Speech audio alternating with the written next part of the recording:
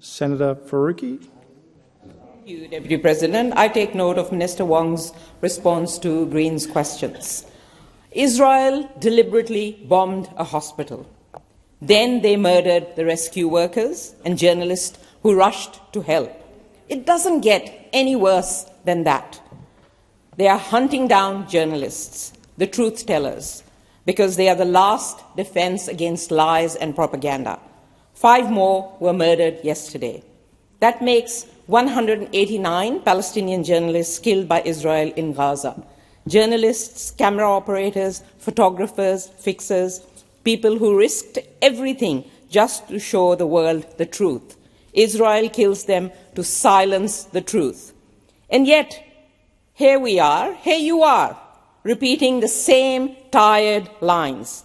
Outrage, condemn, hollow words, that is all you can offer. And it is pathetic. Words with no courage behind them, empty gestures from a government that has decided they will not take any meaningful action. How many more Palestinians will Israel murder before you act? How many children will they blow up? How many babies will they starve for you to sanction Israel? Their own figures admit to killing 53,000 Palestinians, 83% of them civilians. They are starving people by cutting off food, water, medicine. The famine in Gaza is not a natural disaster. It is an Israeli-made starvation. They brag about their plan to ethnically cleanse Gaza. They announce their cruelty openly, without shame, and they put their grotesque words into action because they know that governments like this one will do absolutely nothing. Over 1,400 sanctions on Russia, barely a handful on Israel. You boast about crippling Russia's ability to wage an illegal war. You've just expelled the Iranian ambassador. Where is that same energy to stop Israel's genocide? Why one rule for Israel and another for the rest of the world? Explain that, Minister Wong. You have been dragged kicking and screaming to support Palestinian statehood. But is that it? Will you take no action to stop the genocide being live-streamed? Is your heart made of stone? We know you have no intention of holding Israel to account, but we will keep exposing your inhumanity and cowardice.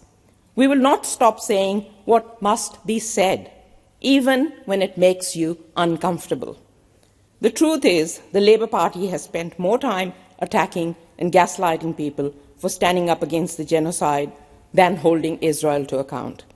You attack us at every turn for having the moral clarity to oppose this genocide from day one, when you were backing Israel's right to kill. There have been no consequences for members of your own party who stain the reputation of this parliament by rushing to Israel to pose with the genocidal Israeli army and have the goal to describe themselves as friends of Israel.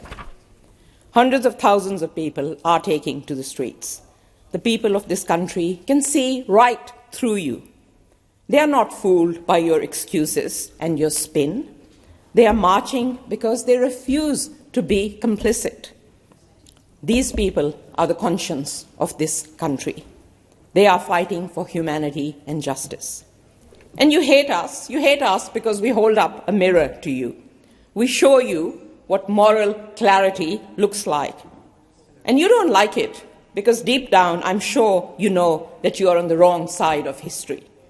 We remind you that principles matter, that Palestinian lives matter, that courage matters, and you just cannot stand it. You want apathy. You want us to give up. You tell us it is complicated, that condemnation is the best we can do. Well, what utter rubbish. You cannot wash your hands of genocide. If you're not with the targets of genocide and starvation, then you are with the war criminals. It is time to call Israel what it is, a rogue genocidal state. So no more fence-sitting, no more hiding. Anyone who excuses Israel, who refuses real action, is pro-genocide. And let me be perfectly clear. The blood of Gaza is on the hands of every politician who defended, enabled, stayed silent in the face of Senator Israel's Faruqi, crime. your time has expired.